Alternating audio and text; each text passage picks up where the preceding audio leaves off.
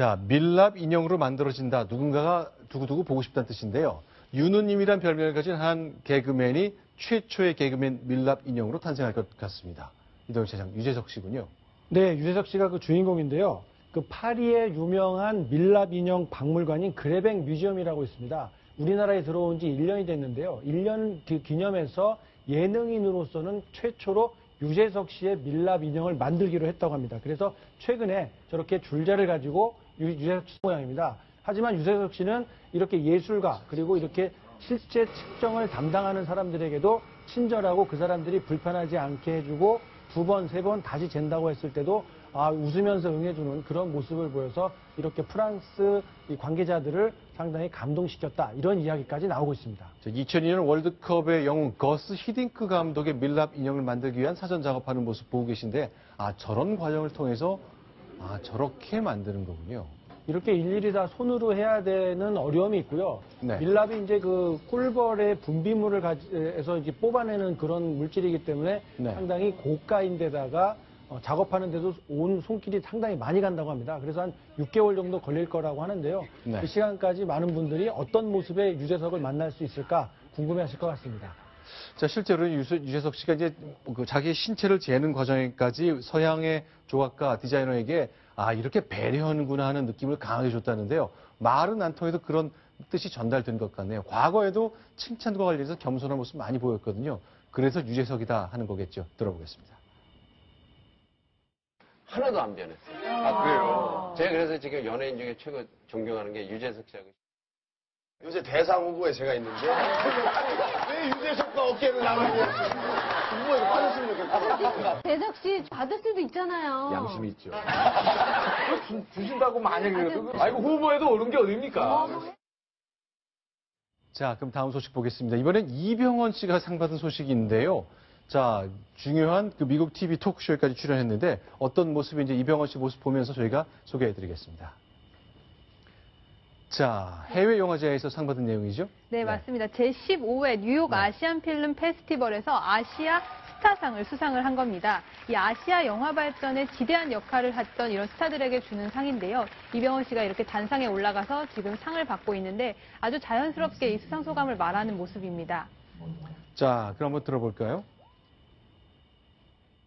Lastly, I would like to thank my wife over there.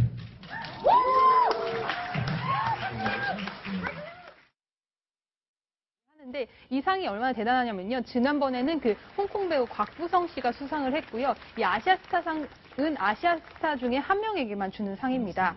그 이민정 씨도 이 자리에 함께 갔는데요. 네. 이민정 씨는 그 남편 이병헌 씨와 미국 스케줄을 다 따라다니면서 적극적으로 내조를 한 것으로 알려졌고요. 이게 이민정 씨 SNS에 올라와 있는 사진들입니다. 남편이 찍어줬나 보네요. 같이 찍은 사진이 아닌가 보니까. 네, 맞습니다. 이 뉴욕 거리 곳곳에서 이렇게 사진을 찍어서 올렸는데요. 이 이병헌 씨는 동석한 아내에게 애틋한 눈으로 이렇게 수상 소감을 말하면서 쳐다보기도 해서 이 관객들에게 환호와 박수를 받기도 했고요. 그러자 이 객석에 앉아있던 이민정 씨가 박수를 받고 일어나서 인사를 건넸다고 합니다. 자, 팍스뉴스의 채널5라는 방송, 이제 뉴욕에서 있는 메이저 채널 중에 하나인데 그 아침 토크쇼에 이병헌 씨가 직접 출연도 했다면서요. 네, 맞습니다. 무려 28년 역사를 자랑하는 이 토크쇼라고 합니다. 이곳에 이렇게 아시아 스타로서는 드물게 출연을 했는데요. 여기서 같이 그 영화 내부자들을 보면서 이야기도 하고요. 이렇게 개인적인 이야기도 했다고 합니다. 네. 워낙 외국어도 잘하고요. 영어로도 잘하고 최근에 이제 9월부터는 매그니피센트 세븐이라는 영화가 전 세계에 이 개봉을 앞두고 있을 정도로 월드스타 발돋움을 한 상황이기 때문에 이렇게 생방송 토크쇼에서도 활발하게 활동하는 모습입니다. 자, 그럼 다음 소식 보겠습니다. 전재용 씨, 전 대통령의 둘째 아들인데 지금 이제 벌금 못 내서 노역으로 하고 있잖아요.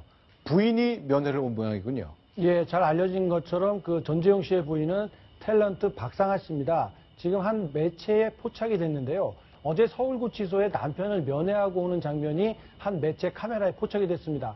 얼굴에 마스크를 쓰고 또 지인대로 보이는 5명과 함께 면회를 마치고 나오는 길이었는데요. 고급 승용차를 타고 언론 인터뷰를 하겠다라고 했을 때는 응하지 않겠다라고만 하고 자리를 떠났다고 합니다. 자, 그런데 전재용 씨, 저희가 이제 지난주에 잠깐 소개를 드리지는 않았습니다만 벌금을 내야 될 게 27억 이상, 총액 40억이나 되는데 못 내서 하루에 400만 원씩 계산되는 그런 노역이 진행되고 있는 거죠. 그렇습니다. 간단히 소개를 드리면요. 2005년에 한 440억 되는 땅을 120억대로 대폭 줄여서 다운 계약서를 작성한 겁니다. 그래서 결과적으로 양도소득세 27억을 내지 않았다라는 혐의가 인정이 돼서 지난해 징역 3년에 벌금 40억 원의 선고를 받습니다. 그런데 이 벌금을 내지 못하니까요.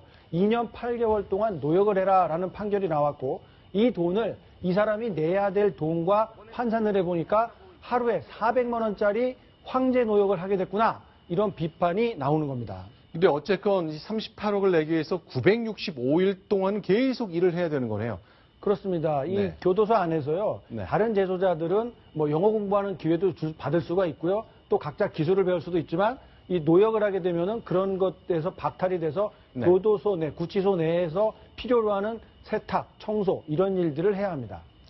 자, 일단 하루에 400만 원이라는 거. 예전에 이제 어느 회장은 하루에 5억 원어치 노역을 해서 황제 노역이란 말 들었는데 하루 400만 원 때문에 많은 사람들이 좀 생각이 다른 의견을 내고 계시는군요. 그렇습니다. 뭐 누리꾼들에서는 뭐 내가 할 테니까 나에게 그 돈을 달라라는 그 비아냥 섞인 그런 비판적인 이야기까지 내놓고 있습니다. 자, 저런 내용 보면요. 자, 어쨌건 뭐 일부러 특히 이제 비판적인 여론이 있기 때문에 법원에서도 이렇게까지 하려고는 하지 않았겠습니다만 그래도 하루에 400만 원까지 나왔는데 이거 노역 기간을 더 늘릴 수도 없잖아요. 이미 정해져 있기 때문에. 예, 이게 뭐 감정에는 좀 안 맞는 측면이 있는데 이게 네. 지금 현행법 그때 당시 아까 말씀하신 그 대주그룹 네. 케이스인데 그 케이스가 하루당 5억 정도로 계산됐을 겁니다. 그렇죠. 그래서 형법이 좀 정비를 해가지고 50억 미만의 벌금 미납의 경우는 최대 1000일까지 노역장 유치할 수 있습니다. 38억이죠.